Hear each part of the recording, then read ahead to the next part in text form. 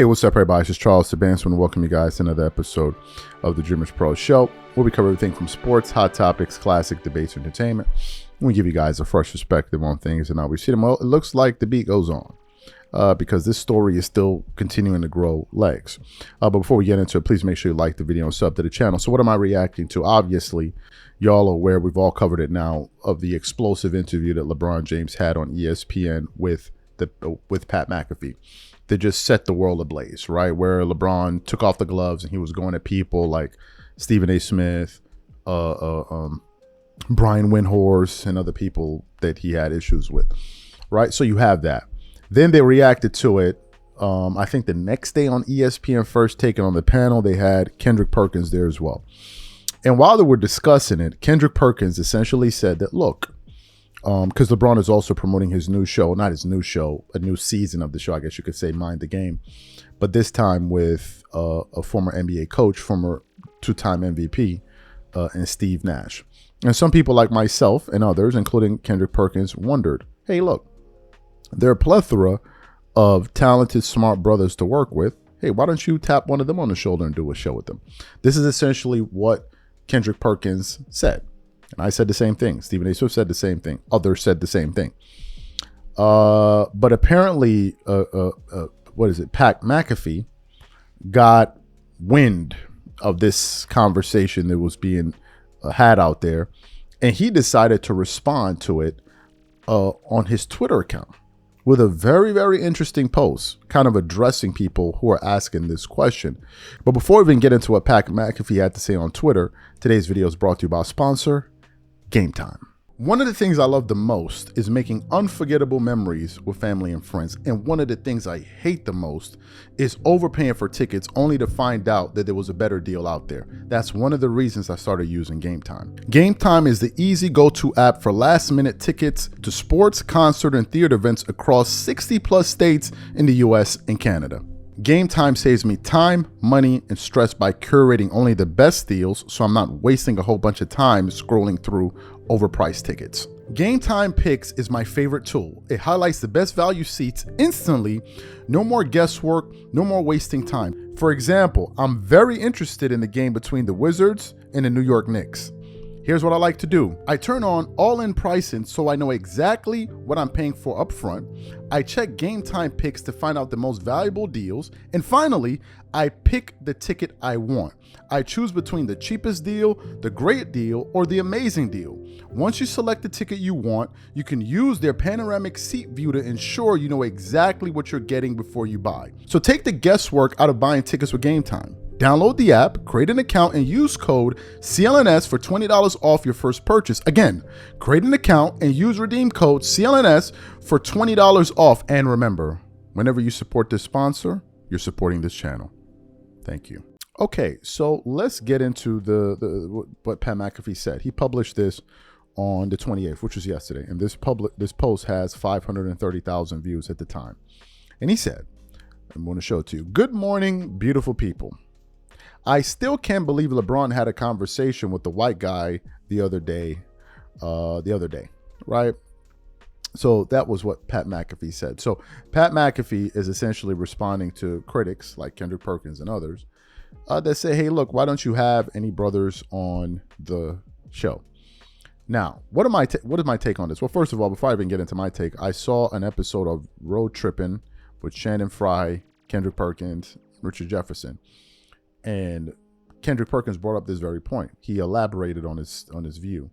And Richard Jefferson stepped in and said, hey, look, there are many cases when LeBron has supported the brothers and blah, blah, blah, blah, blah, blah, blah, blah, blah, blah. And Kendrick Perkins said, look, I understand that. I pretty much know what you know, but it still doesn't negate my point. There's so many other brothers that you could have tapped. He pointed out at Channing Frye and some others. People that he won championship with. Why is it Steve Nash and then JJ Redick? So they had that. What is my take on this? Look, I think a few things are at play here. Number one, LeBron is a pro-black athlete. Certainly that's how he likes to brand himself. As a matter of fact, there have been creators that are LeBron supporters who have come after us for essentially saying, look, the only reason, for example, and this is true, people like DREAMERSPRO support Michael Jordan and Kobe, and they don't like LeBron is because LeBron is pro-black.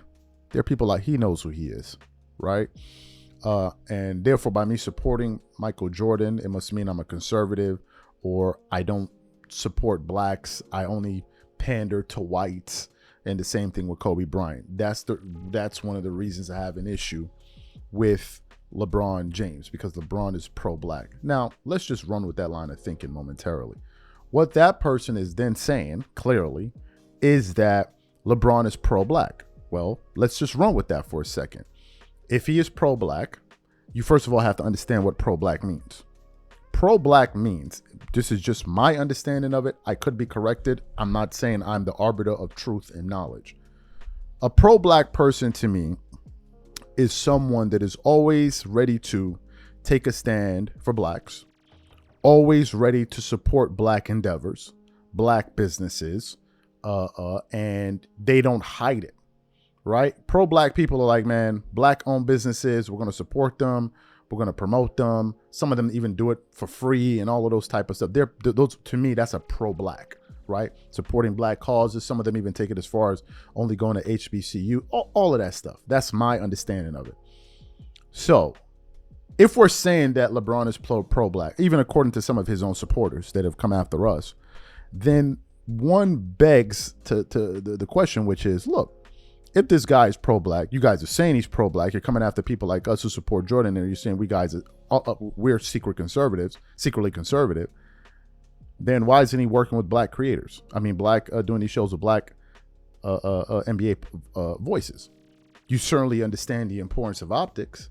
So you're telling me out of all of the smart NBA guys that are black, why didn't he do a show with them? And then they'll say, well, don't. You're looking for a reason to criticize LeBron James. Well, which one is it? Which one is it? Because you're setting the goal, you're setting the standard and then moving the goalposts at the same time.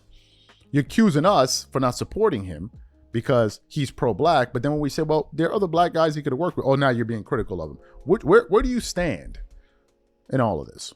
And I think that that's where Kendrick Perkins was coming from. Now, I don't think this is something that can be said about Michael Jordan, because Michael Jordan never necessarily branded himself as pro-black. But it's important to say, Jordan does a lot of great things for his community. I think Michael Jordan's from North Carolina. He does a lot of great things for his community that go under the radar. He builds a lot of hospitals and various clinics and all of that. He doesn't talk about it, right? He doesn't talk about it. And there are people like that. They do great deeds, and they don't need to broadcast their deeds, right? They let people feel like, oh, Jordan only supports whites, or what is it? Conservatives buy shoes too, and da. And there are people like that. Okay, feel whatever you want to feel. I know what I'm doing in reality, right? I know the things that I'm doing for my community. And look, let me say this. I think it is extremely noble to go out in the world, make money, and bring that money back to the community that you originated from. To me, I think that's powerful. I think that's powerful. To bring money back to the community that you came from, that is powerful. You may not be able to impact the whole world, but if you can impact the community you came from, I think that's powerful, right? I think that really says a lot, that you understand your roots and you're able to go back, you go into the world and bring something back to where you came from. And that's what Michael Jordan is doing. But nevertheless, this doesn't negate the question. There are a lot of people out there that are suitable NBA minds to do the show with. Why don't you do it with them? And I think the only reason that this question is being brought up is because of how LeBron positioned himself, right? As a matter of fact, some people feel like LeBron is way better, is held in higher regard off the court because of some of his political views. Well, we all know LeBron's political views and his political leanings. So, hey, this is something I think really for you guys to reconcile with, not me.